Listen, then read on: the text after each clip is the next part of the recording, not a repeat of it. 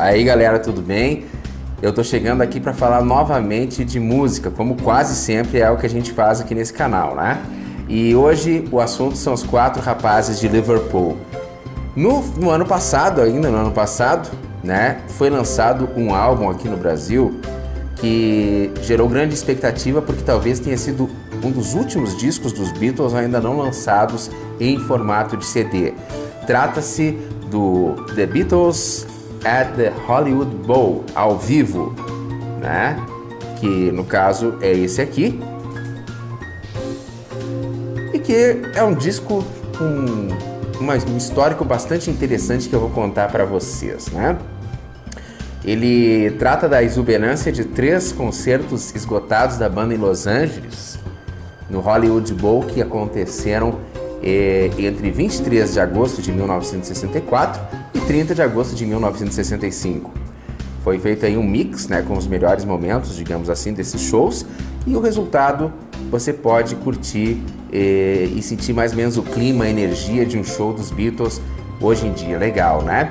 E é muito bom, como eu falei, porque esse disco não havia sido lançado em CD, não havia sido lançado à luz do laser até hoje. Então era muito esperado e muita gente que não tem de outros meios para escutar isso, né? Nunca teve acesso a esse material, e isso que é o interessante da coisa.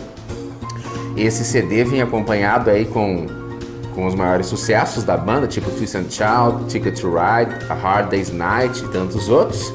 E um livreto com 24 páginas com um encarte escrito por David Eric, né? Todo em inglês, infelizmente não foi traduzido.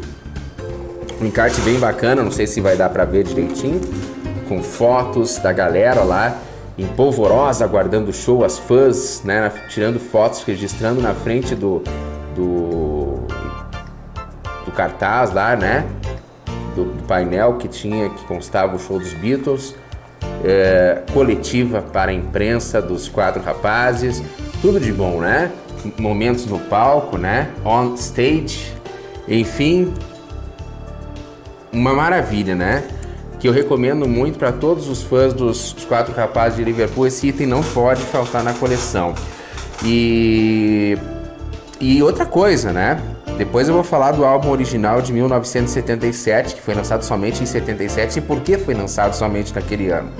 E esse disco, ele traz, em relação ao álbum de 1977, que eu já mostro para vocês, que foi a primeira e última vez que esse disco veio à tona, traz 4 faixas inéditas, então, né? E foram diretamente mixadas pelo próprio filho do George Martin. O George Martin era o consagrado, o monstro sagrado, produtor dos Beatles. Muita gente chama o cara de 5º Beatle, devido à grande importância que ele tinha dentro da banda. O cara realmente fazia e acontecia, né? Ele fez o milagre dos Beatles acontecer praticamente. Ele e o Brian Epstein, que era o manager dos Beatles. Enfim, principalmente o Brian Epstein nos primeiros anos, né? Depois ele se suicidou e tal, e daí os Beatles mudaram de manager. Enfim, as gravações aí foram gravadas em 3 canais, num método extremamente simples, mas o resultado é fascinante, é uma coisa linda de se ouvir e um processo maravilhoso. O tracklist é Twist and Shout, gravado em 30 de agosto de 1965. She's a Woman, gravado em 30 de agosto de 65 também. This is Miss Lizzie, também em 30 de agosto de 65, e com uma edição do dia 29 de agosto de 65. Eles devem ter pego metade da música de um ano, de uma turnê, e a metade da outro show, né? Ticket to Ride, 29 de agosto de 65, Can't Buy Me Love, 30 de agosto de 65, Things We Said Today, 23 de agosto de 64, Roll Over Beethoven, 23 de agosto de 64, Boys, 23 de agosto de 64, A Hard Day's Night, 30 de agosto de 65, Help, 29 de agosto de 65, All My Loving, 23 de agosto de 64, She'd Love You, 23 de agosto de 64, Don't Tell Sally, 23 de agosto de 64, You Can Do That, 23 de agosto de 64, I Wanna Hold Your Hand, 23 de agosto de 64. Essas aí então que eu tô falando agora, a partir do You Can Do It, You Can Do That, são as faixas extras, tá? Que não tinha no álbum de 1977. Então é You Can Do That, que não tinha, né? Gravado em 23 de agosto de 1964. I Wanna Hold Your Hand, 23 de agosto de 64. Everybody's Trying Be My Baby, 30 de agosto de 1965. E Baby's Black, 30 de agosto de 1965. São as inéditas, então, portanto, né? É uma coisa de louco. Agora eu vou mostrar pra vocês o disco de 1977, o álbum onde essas músicas vieram à tona pela primeira vez, e vou explicar por que demoraram tanto para serem lançadas. O encaixe é completamente diferente aqui, ó. Vocês podem ver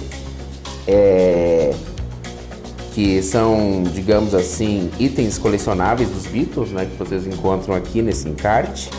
Bottoms, flâmulas, tem um prato dos Beatles com a efígie dos 4 rapazes. É isso aí, né? Diferente, bem diferente a capa. Aqui, ó, bem diferente a capa. A contracapa para vocês verem. Bem diferente. E esse foi o disco lançado pelo próprio produtor original, o George Martin, dos Beatles, póstumo em 1977 aqui, né? Anos após o encerramento do grupo. Ó, vou mostrar aqui para vocês o selo, né? Um lado, outro lado. E na época foi lançado pelas Indústrias Elétricas e Musicais Fábrica Odeon.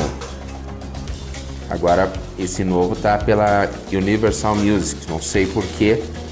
Eles estavam com um processo de negociação aí da EMI no Brasil, não sei se isso aí se consolidou. Se é o que justifica, então, portanto, a mudança de gravadora. Eu vou ler aqui para vocês, apesar de eu estar um pouco resfriado, a contracapa, que eu acho que isso resume bastante a importância desse disco e vai fazer você ficar ainda mais interessado em adquirir essa preciosidade. É texto do próprio George Martin em 1977, quando esse disco veio à tona pela primeira vez. Há mais de 12 anos atrás, os Beatles apresentaram-se pela primeira vez no Hollywood Bowl em Los Angeles. Haviam causado seu primeiro impacto na América. Não muito antes, mas eu já tinha sob contrato de gravação para a EMI há 2 anos. Para falar francamente, eu não era favorável à gravação do concerto. Tinha certeza que não ficaria bom, tão bom quanto as gravações que fazíamos em estúdio. Mas resolvemos tentar assim mesmo. Tecnicamente, os resultados foram desapontadores. As condições de trabalho dos engenheiros foram extremamente difíceis. O caos, quase posso dizer pânico, que reinava nesses concertos era inacreditável, a menos que você estivesse lá. Só foi possível fazer uma gravação em 3 canais. Os Beatles não cantavam com sistema de foldback e não podiam ouvir o que cantavam. Veja bem, não tinha retorno. Além disso, os gritos incessantes de 17 mil pulmões jovens e saudáveis tornariam inaudível até mesmo um avião a jato. E 1 ano mais tarde, eles repetiram o show, novamente foi gravado, só que não foi lançado. Eu vou resumir aqui o texto porque realmente é muito grande. Aí, eles começaram muitos anos depois, ou seja, já nos anos 70, a pensar, puxa vida, esse disco reúne toda a energia, né? Toda assim, digamos assim, o vigor do trabalho deles ao vivo. E então eles resolveram começar um trabalho homérico que foi de restaurar esses tapes, né? Onde foi feita essa gravação original com o engenheiro Geoff Emerick. E então eles transferiram a potência de 3 canais para a moderna multicanal, isso em 77. Fizeram a remixagem, purificaram, nivelaram de modo geral, né? E aperfeiçoaram os tapes, trabalhando cuidadosamente as gravações, né? E conseguiram, com muito esforço, reduzir o ruído daqueles gritos e trazer, né, digamos, num primeiro plano da audição, a voz dos rapazes, assim, num volume adequado, que ficasse bacana. E o resultado foi esse disco. Por que ele não foi lançado antes? Porque simplesmente não havia tecnologia para conseguir fazer esse trabalho de masterização para trazer a voz deles para o primeiro plano, porque a voz estava abafada, em outras palavras, pela voz dos fãs. né? A música propriamente dita é o que se menos ouvia ali, o que se ouvia era só gritos. Então foi um trabalho terrível, exigiu muitas horas, né? Muitas horas de uma lapidação, digamos assim, com paciência budista, de monge budista, para poder trazer isso à tona. E o resultado é esse disco. Agora, o filho do George Martin, que o George Martin infelizmente já faleceu, né? Que é o Gilles.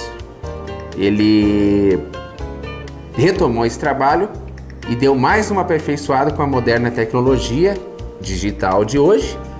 E agora trouxe à tona mais algumas faixas que na época não foram aproveitadas, possivelmente porque estavam numa situação tal que realmente nem com a tecnologia de 1977 era possível de se ouvir.